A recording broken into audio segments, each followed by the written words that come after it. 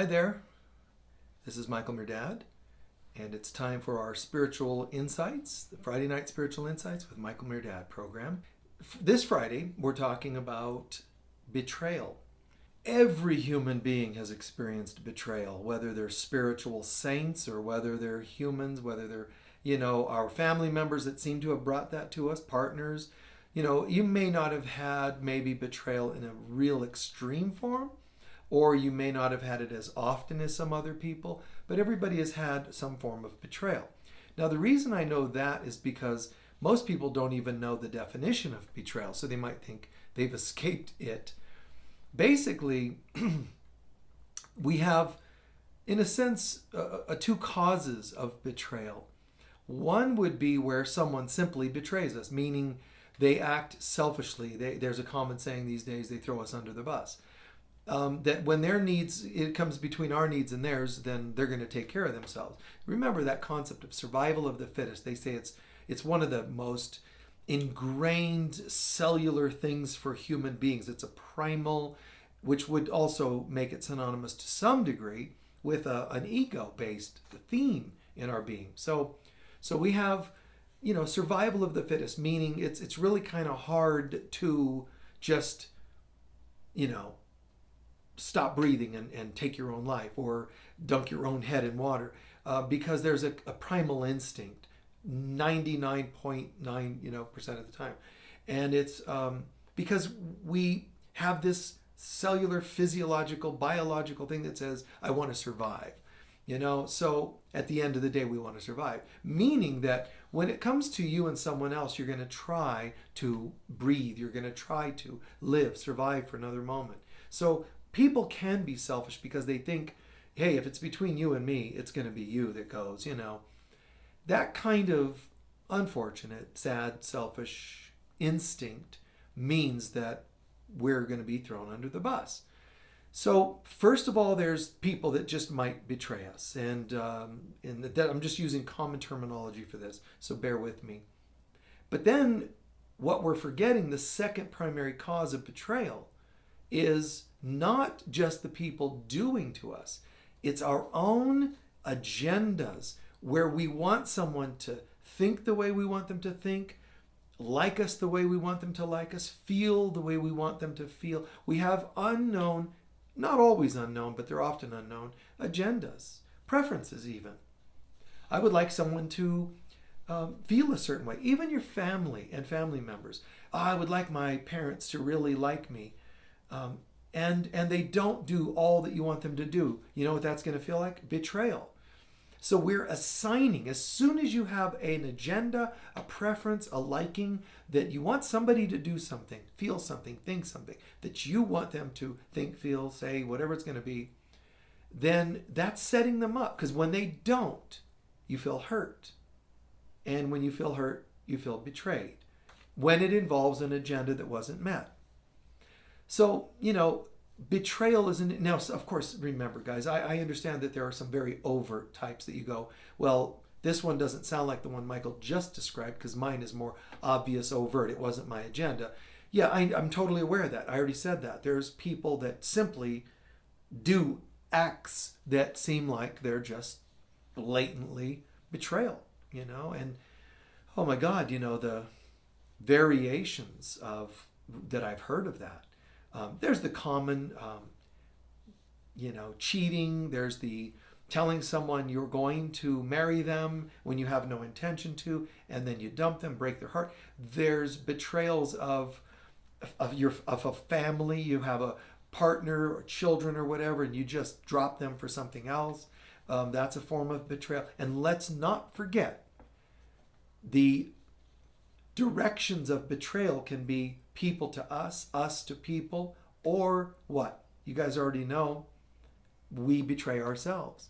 Every time you've entered or stayed in a relationship that wasn't feeling really just stellar, just like resonant with peace and happiness, you were betraying yourself.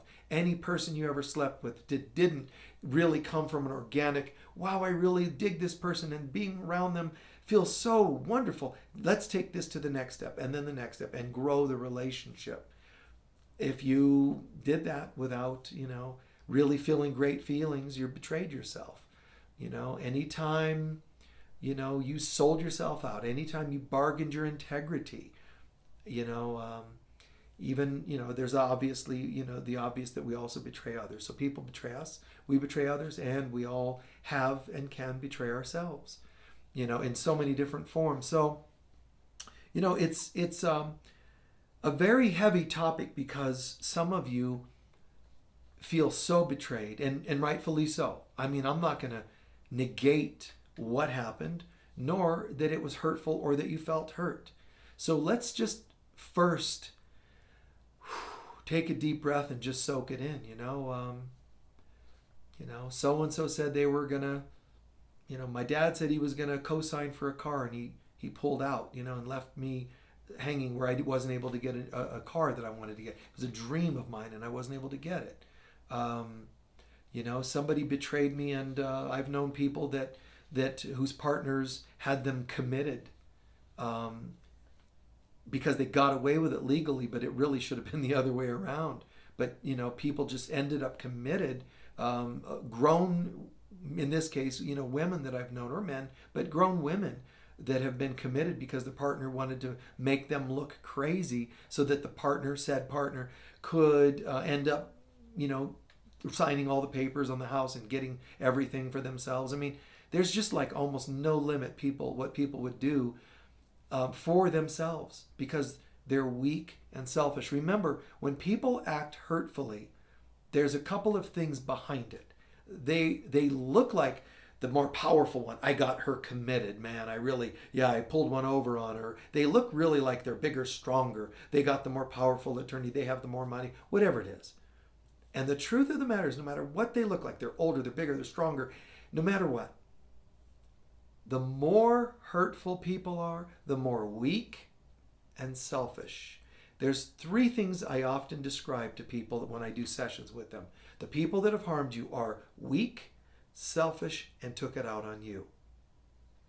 Betrayal included. And just sit with that for a moment. How many people, if ever anybody's ever betrayed you, tune into that concept.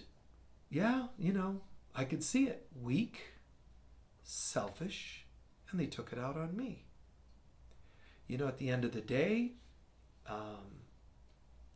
you hang around certain people and it's like, wow, they're going to let me hang out with them. And, then they look out for themselves. They found somebody better at the party and they left you there and they went out with somebody else, or, just whatever kinds of crazy things people may have done. Just be aware. Just sit and just counter it with, wait, weak, selfish, and they took it out on me. So that you can put some perspective. Instead of just hurt, instead of just pleading with the universe, how could they, why could they? Weak and selfish, took it out on me. You could even process this, somatically. Do a gestalt kind of an experience. Take a tennis racket and whack on a pillow, the flat part of the racket. Bam, bam, or just your fist if you want. Or just face in a pillow and just say it. Just say it. Selfish, selfish, selfish. Get that out of your system. That's exactly what happened. You're so weak and you were selfish and you took it out on me. And repeat that. Put your face in a pillow. Bam, bam. Just let that out. Because it's very cathartic. I'm not telling you to hate anybody as much as it may sound like that. No. I know full well what I'm saying. Get that part out. Get that primal hurt out so that we don't go off onto la la land and start talking about planting flowers in your aura with you really just hurting inside. We don't want toxic waste in the soil and you trying to put flowers in your aura. It's just going to kill them. We need to get that other and spit it out, spew it out, vomit it out, cry it out, sigh it out. Boom! Just a nice visceral exercise. And it's also true that if anybody ever harmed you in any way, they were actually weak and selfish. I don't care what they've done. They could have raped you, molested you, verbally abused you. It was all the same. Weak, selfish, took it out on you. That's it. That's the gist of what's behind hurtful behavior. I'm talking about the theme of what's behind it. Now, you could also go further and say, well, and then this happened to them, and they were, acting out because they were taught to act out. There's all the psychology of it. I'm not going in that. I'm just talking about the themes. So no matter what helped bring them to that place, no matter what brought them to a place of being so weak, so selfish, and tending to take it out on others, including you, I'm just looking at the theme of it. So just get that, and you'll find, wow, when I look at my life and I can see that perspective, weak, selfish, it really, when I look to the left, look to the right, look up, look down, I can see a common theme. That's kind of it. Weak, selfish, took it out on others. So then you breathe, and that's not how to heal, that's how to put perspective so that the wounds don't have as much, of a grip. Instead, no, I get it. Yep. Being weak, yep, I get it. And selfish, and so on. It'll really, really help make, things make sense. You'll probably have heard of examples, Jesus. Jesus was betrayed, not just by Judas. Jesus technically was betrayed. Any of his friends, all but John actually ran away from, and women, Mary Magdalene, Mother Mary, they were all at the cross with him. The other guys all took off. The tough guys. Because really those who look so tough sometimes aren't. And those guys, man, they hightailed it out of there. They went and hid in a room, as you've heard in Gospels or Scriptures. They went and hid away, and John too was afraid. The women too were having to watch out for things. But the ones that approached and stayed at the cross, and the women that went to his tomb, all that really happened. John, Mary, Martha, and Mother Mary, they were all there at the cross. So they all betrayed him, technically. But we know, Judas did the overt betrayal. But remember, two types of betrayal: overt, covert, the obvious and the not so obvious. And believe it or not, the not so obvious is far more rampant than the obvious, because people don't know the definition of betrayal. It's any time someone acted selfishly against us or towards us. So when the apostles did, even the ones that didn't overtly turn Jesus in, when it came to standing up for him, they didn't. That's a form of betrayal, because they allowed little self to be more important than higher self. So I can do that to you, I can do that to myself, and others can do that to me. Anytime any of us has allowed the little self to win out over the importance of the higher self, it's a form of betrayal, whether it's to ourselves or from someone or towards someone. So the apostles betrayed Jesus, but what's important, I'm describing betrayal, all the from the ground in, from the ground downwards, all the inner roots of it. But the higher ground of betrayal I didn't talk about yet. Although Jesus was clearly betrayed, he says in A Course in Miracles as well, he didn't see it that way. And this is really kind of cool for those who have eyes to see and ears to hear and minds to become aware. When Jesus was betrayed, here's what he did. Well, let's see. Likely you're going to do this when this happens. So instead of, and this is one of the things, agendas are mostly what cause the greatest part of betrayal. See, if I betray you and you have autonomy, you have interdependence, you're centered, and you don't have any agendas with me, I can betray you, but you don't even notice it. You don't even care because you weren't wrapped up in it. 90% of your betrayals that happen to you, or any other form, like I said, but let's just talk about the ones towards you. Anybody that ever betrayed you, I'm telling you, 90% of the hurt was what they didn't do that you wanted them to do, what they didn't feel that you wanted them to feel, and so on and so on. It's the agendas, the preferences, the desires, the wants, our needs. Had you had none, the hurt would have been 90% less, because you would have had some little people doing little things with their little minds, and you would have been like, it just doesn't seem to have much of an effect. I'm just so clear. I didn't need them to be something they weren't. I didn't need them to pretend or do or this, whatever it happened to be. You just found yourself to be like pretty centered. So Jesus was like, I didn't perceive it that way. And Jesus went so far, not only did he get betrayed and dealt with it like you and I have in our lives, he dealt with it in a different way. First of all, he wasn't needy enough to let it be an actual betrayal. He didn't just, I am not being betrayed. I am not being betrayed. It's not like he countered it with positive affirmations, guys. He countered it by being immune, meaning he wasn't invested. He didn't need anything from them. So when they betrayed by human standards, he was like, what? I don't get it. So they're doing what? Well, look what Judas did to you. So Jesus went one step further, though. He not only was kind of like autonomous and clear, no agendas, no needs. He went one step further, which was, since you're likely going to do this, how can I use that to my benefit? And in fact, to the benefit of the greater good. So Judas was going to basically do it. He was a certain type of person that was going to do what he did. Whatever, we're not talking about the reasons and whether it's justified or not. Judas did sell him out. There's no doubt about that. So when Judas sells him out, Jesus already knows he's going to do it. Jesus tells him at the Last Supper, hey, that thing you're going to do? Judas is like, what? What thing? What? What do you mean? You know, that thing. Why don't you just go do it? And Judas was like, what? Like, you seriously, you want me to go do it? Oh, so I have your permission, which he didn't. So from an ego, earthly standpoint, he was really playing the game here and trying to justify what he was doing. But Jesus knew and said, go ahead.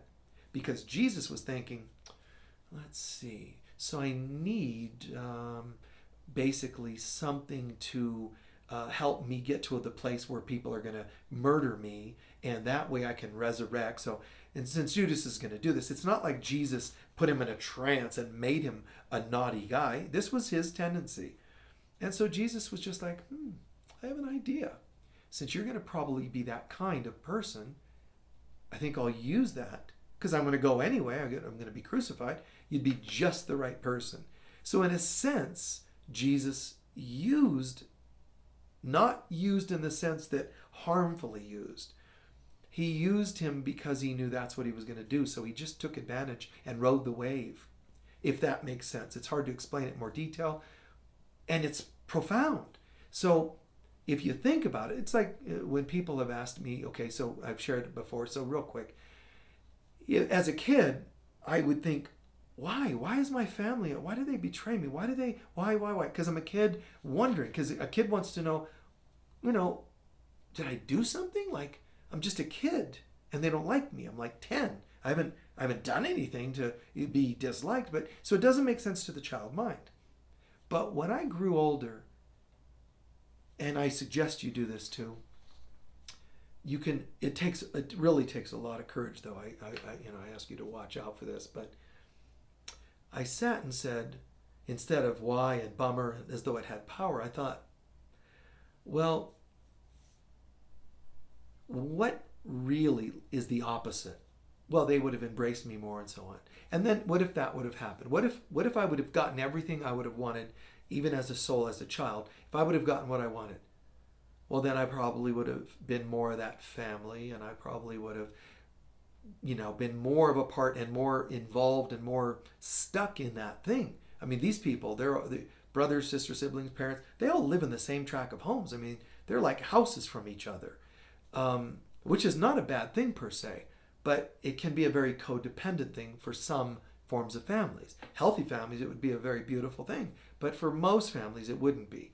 And so these people all live within houses of each other, and if I could be that and be their religion and be their, I just stop and go, I wouldn't, which means I'm going to need to take responsibility and say, maybe because I didn't want to be part of a shtick of some kind, something, an ism, maybe it was actually perfect that I chose a family that wasn't going to connect with me.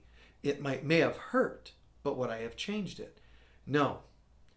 I would not like to be a kid in pain like that, nor would I wish pain upon a child like that. True, but If right now I had to choose pushing a button, totally connected to that family, I wouldn't be here teaching. I would have been too afraid to break away. I mean, they told me many, many, many years ago, you moved away. You're not part of us anymore. You're out of the will and that sort of thing, because I moved away. So if I had to do it differently, to be in the will and to be, at all their family reunions, whatever it is, I wouldn't be here right now, because I wouldn't be allowed. I would have been told, you're not allowed to do that. You're not allowed to leave. You have to have certain jobs, certain things, certain ways to raise your children, and so on. So doing things differently, following God as a guide, was a preference.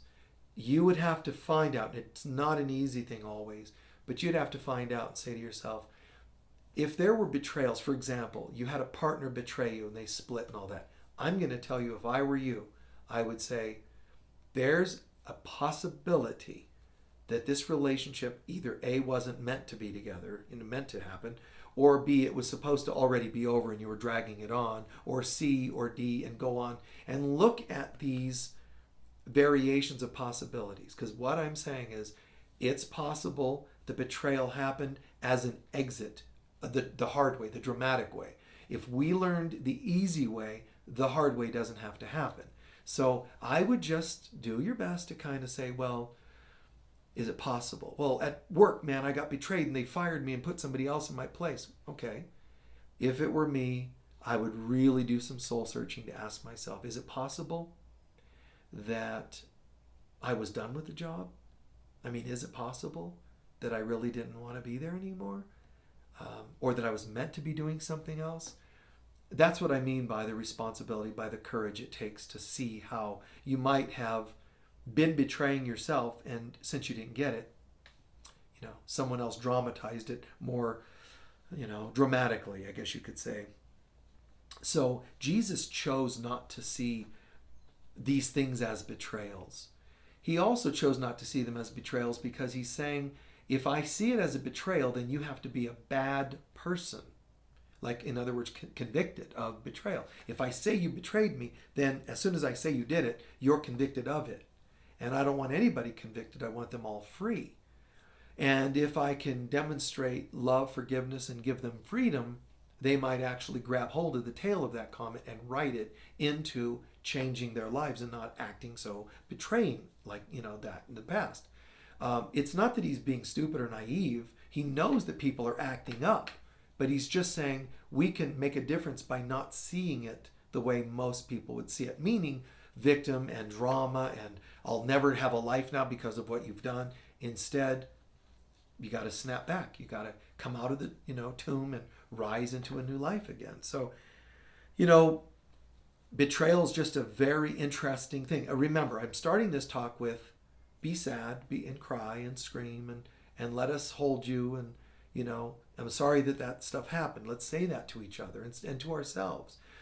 Process the betrayal. The first half of it is the inner, the guts, the healing. Don't try to jump to the second part when you're not ready for it yet. If you still need to cry, cry.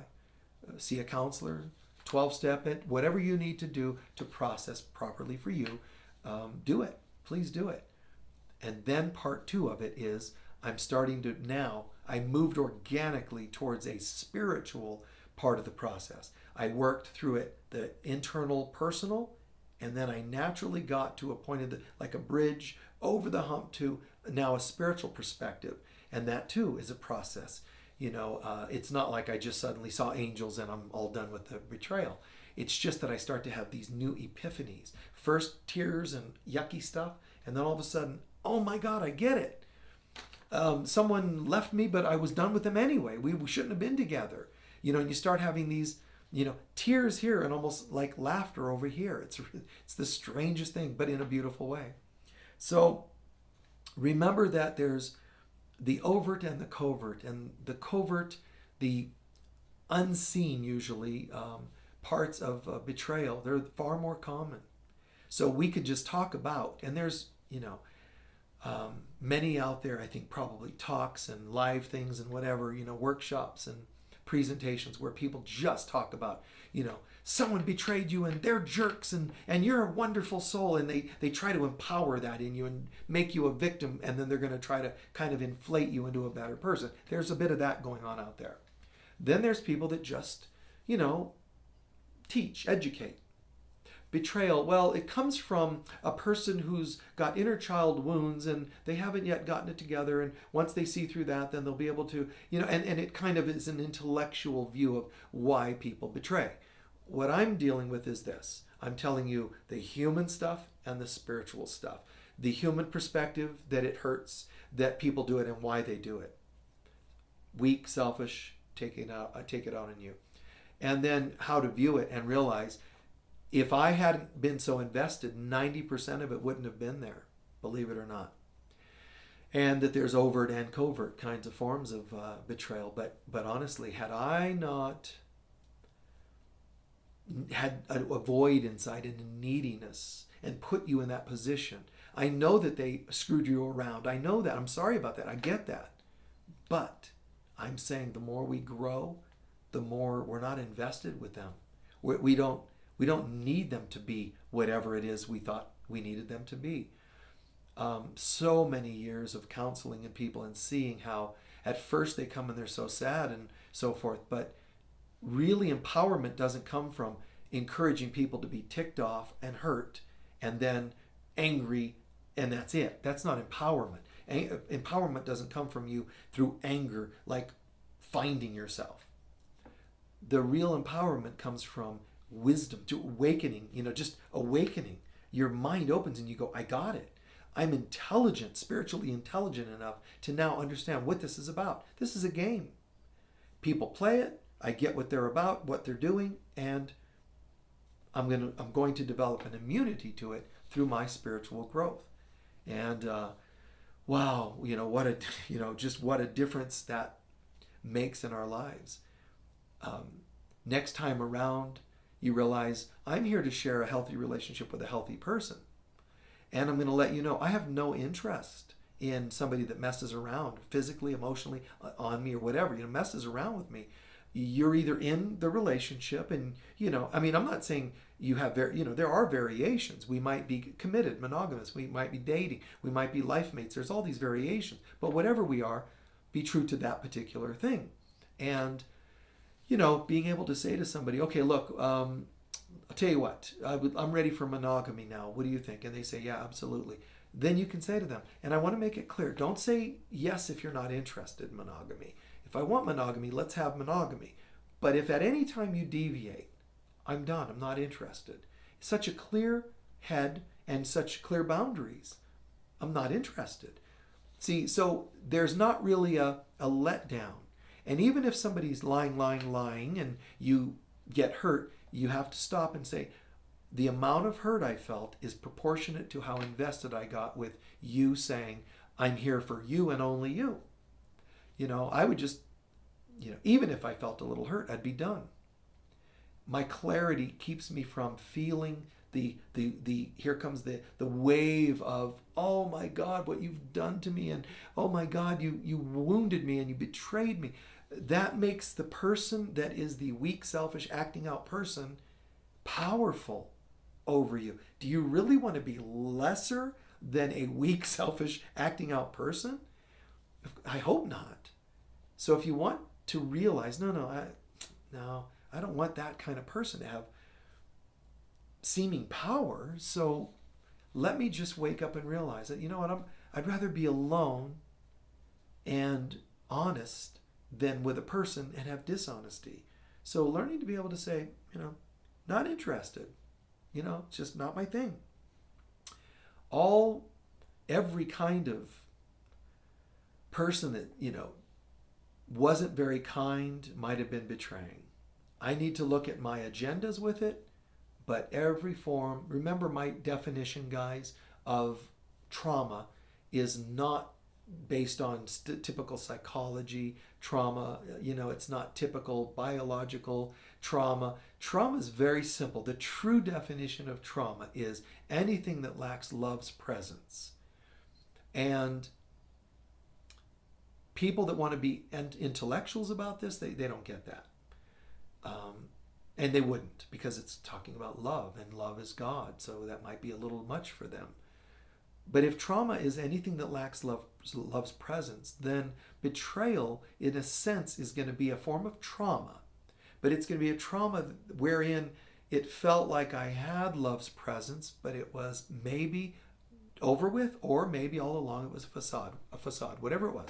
It was there and then gone, and I felt like, whoa, the rug was pulled out from under me. And again, how invested I was in having that rug under my feet. That you said I was handsome or pretty, and nobody's ever said that, so I really needed you, and you pulled the rug out. See, my need for you to like me was far greater than it really needed to be. I just forgot that I was, attractive at all, spiritually or physically or whatever, and I got invested in you thinking I'm attractive. So I gave you the power to pull a rug out. I set you up with that possibility. What I needed to do is at first, oh my God, they think I'm, pretty or whatever. And that's kind of cool. Okay, fine. Oh, they think I'm successful. They think a lot of me. I'm a good teacher. I'm a good person. Whatever it is that flatters us. We have to realize, I got it. They were making me feel that, but I better be careful and own that for myself. I just am. I just am a good person. I'm glad they mirrored that to me, but they're not the source of it. They were just like all things on planet Earth, temporary resource of that. That's all. And instead we own it. We go, I just am. I mean, God created me. I'm a perfect, glorious, beautiful being. I need to own that for myself and not sit there in life going, I'm just nothing. And somebody comes along and says, hey, can I give you the time of day? Oh my God, they like me. I've seen people in partnerships get strayed away because someone gave them attention, and people not in relationships go through the same thing. It's just our own sense of lack getting kind of played upon by those who have their own weakness that they realize. I'm so weak, not like this other person I'm talking about here, but the others, like perpetrators and predators. They're like, I'm so weak that I get off on making others think that they're better people when I'm around. So in a sense, they're using us to make themselves feel more, wonderful. Guys that, the little notches on their belt, yeah, look how many people I've had. It's actually, and I've seen some of the predator, males and females, predators that they just get off on. It's like almost like a love addiction. It's a form of addiction that's a euphoria. Just a quick example, one I've shared before somewhere along the line. The considered to be the better looking of the BG brothers. And he actually came to realize one day and fessed up and kind of worked on some healing. He actually had a love addiction. He would actually walk around with little, rings in his pocket so that he could, rings, plural, in his pocket, readily available, so that women that were like, oh, it's him, he would, schmooze them, maybe they go out, have a little drink or dinner or something, and then propose, because he got so high on the, oh my God, that Gip brother and popular and disco and oh my God, and he likes me. And then he'd be done with him to move on, because the euphoria can only last so long. So did he betray them? Or did they already betray themselves? Think about it, guys. I'm praying that this is making sense and that it's been helpful. The cure, autonomy, and coming to realize your own value. Yes, your spiritual development through prayer and meditation. Yes, your personal development through continued self-healing and setting better boundaries in your life. And third, when it comes to others, communicate and take your time in relationships. Pace yourself. Communicate well and not bargain yourself away and so forth. Just pace yourself. A spiritual, a personal, and towards others, a good relationship as a person. Just bring a healthier person, and you're much, much safer in terms of future betrayals. But past ones, heal, cry, scream, process. Counsel, therapy, whatever, process. Don't numb it, don't stuff it, don't sweep it under the rug, process it. Then bring it towards a healing of a spiritual nature after the personal nature. Bring it towards a spiritual perspective. Start having the courage to have epiphanies into, yeah, I can see where I played this. I can see where I was hiding from my real self behind this person. I was afraid of owning, like I shared one time when I moved to the Pacific Northwest from Southern California at one point. And when I moved only for a short period, like months, I think it was. And then I went back to Southern California and got some things together and did some other things. And then after a year or so, I moved to the Northwest, and that was it for the rest of my life until I came to Sedona. And so it was many, many years.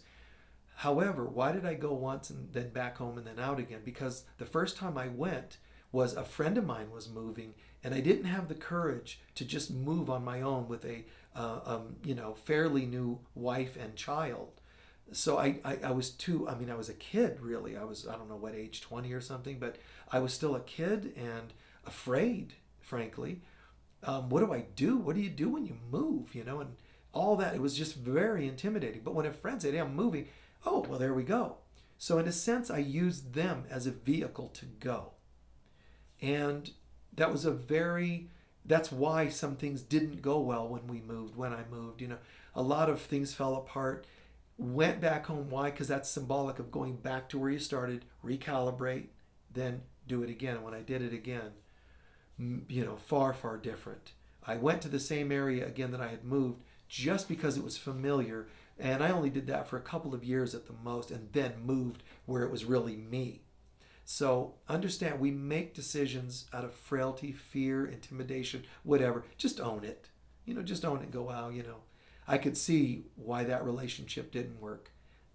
I was using the person sometimes, and it's very hard to own sometimes, guys. It really is. It's very hard to, you might feel ashamed. You might feel like defensive. If you feel defensive, then it's probably true that this happened, and you need to look at that. So do what you can with it all, okay? Thank you. So God bless you all, and peace be with you. Bye-bye.